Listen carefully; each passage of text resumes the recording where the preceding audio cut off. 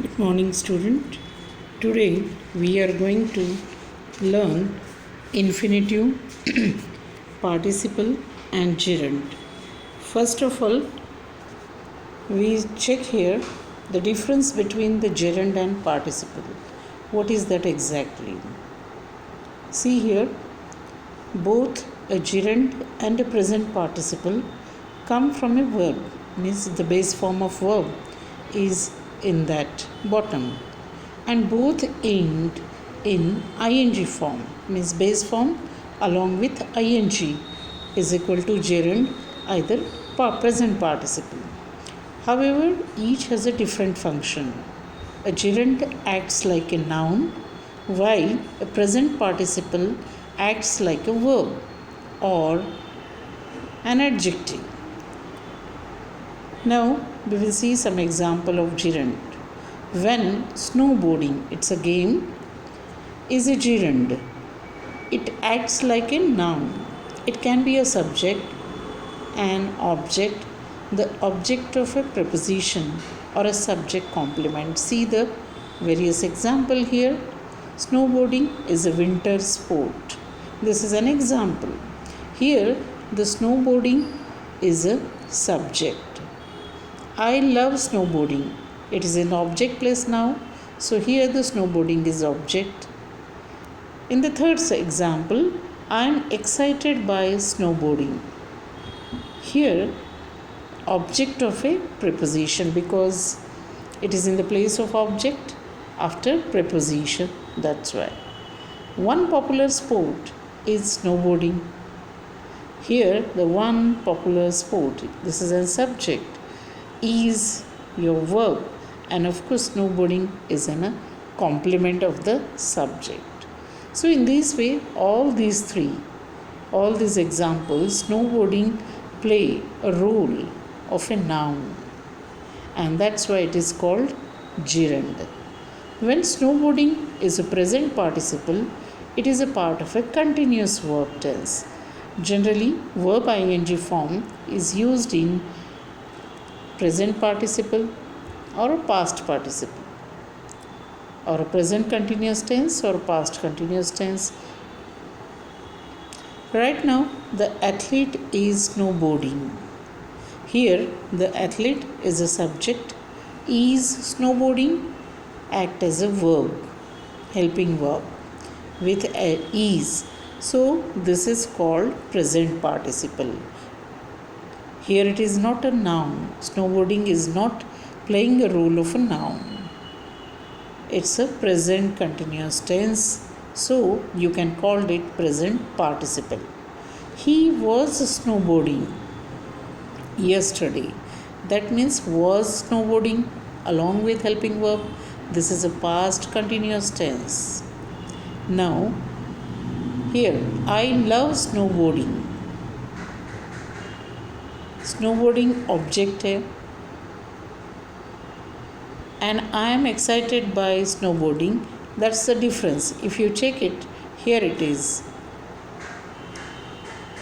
The athlete is snowboarding and he was snowboarding. Before of that, we have seen the place of subject or object. Here we check here the place of same word in the verb place, playing the helping verb or a verb continuous tense in the present or past. Unlike a gerund, a present participle can act like an adjective that modifies a noun or follows the verb. Now,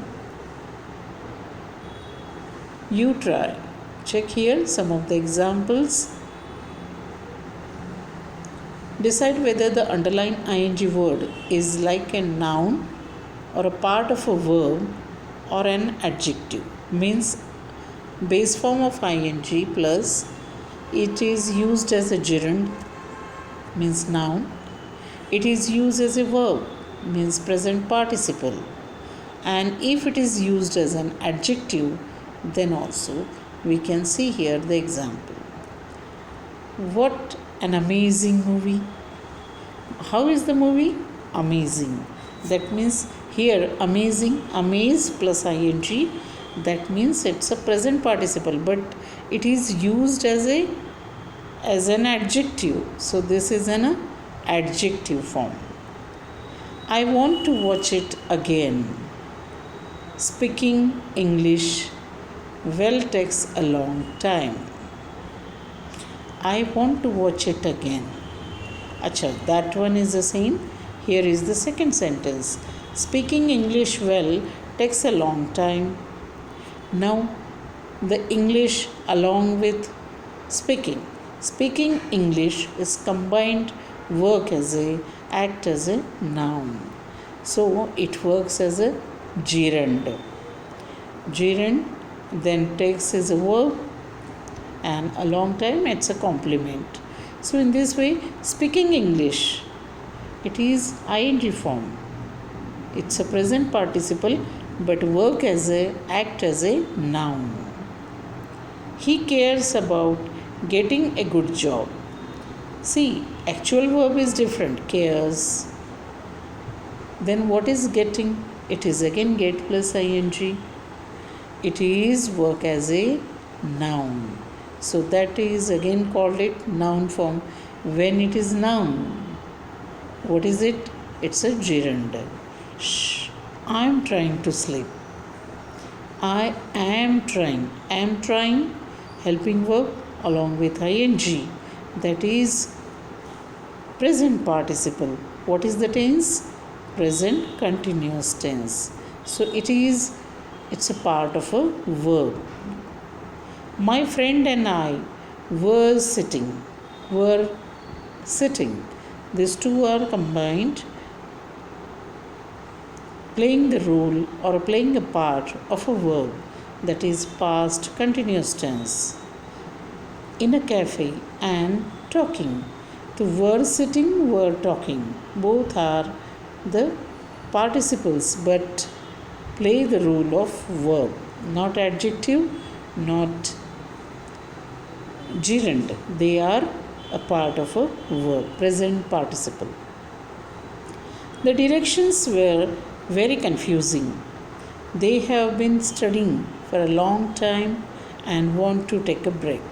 Now there's two examples. Check it here. The directions were very confusing. Were confusing. Again, your verb form is there. Now you check it here. But it is here it is. The directions were very confusing. How is the directions? That is an adjective. So confusing plays the role of adjective. Present participle work as a adjective. They have been studying for a long time and want to take a break. Have been studying, it's connected, so playing the role of verb. She loves traveling. She is in subject, loves verb, and what is traveling?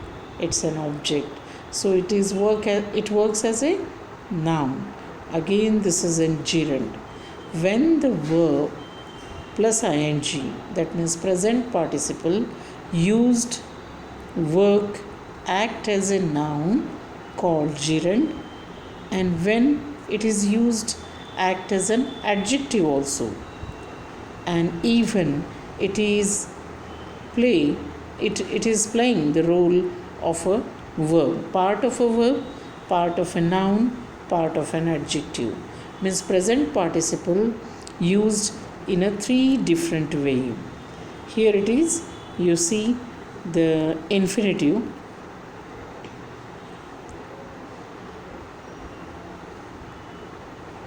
With to and without to. Infinitive is along with us. The infinitive is the form of verb which denotes the actions or states without reference to a number, person, or case. The infinitive generally occurs with it to before it. For example, I asked her to come. It was time to go. To err is human, to forgive divine. Means here you can clearly see to and base form. This to is a preposition, and along with that, base form of the verb is present. Now, how the to is omitted in the sentence, still it is called infinitive. For example, here, you may go, I shall speak, you can speak English.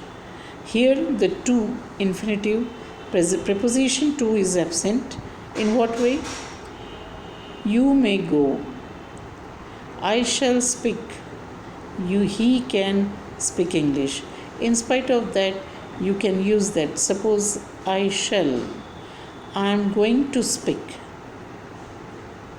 In this way, to speak is there. So here all the modal auxiliaries along with base form considering infinitive.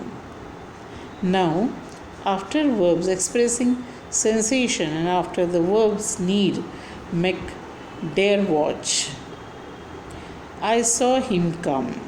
I dare not to go. She made me wait. Directly used without using any preposition, they directly use the base form of verb, even though it is called an infinitive.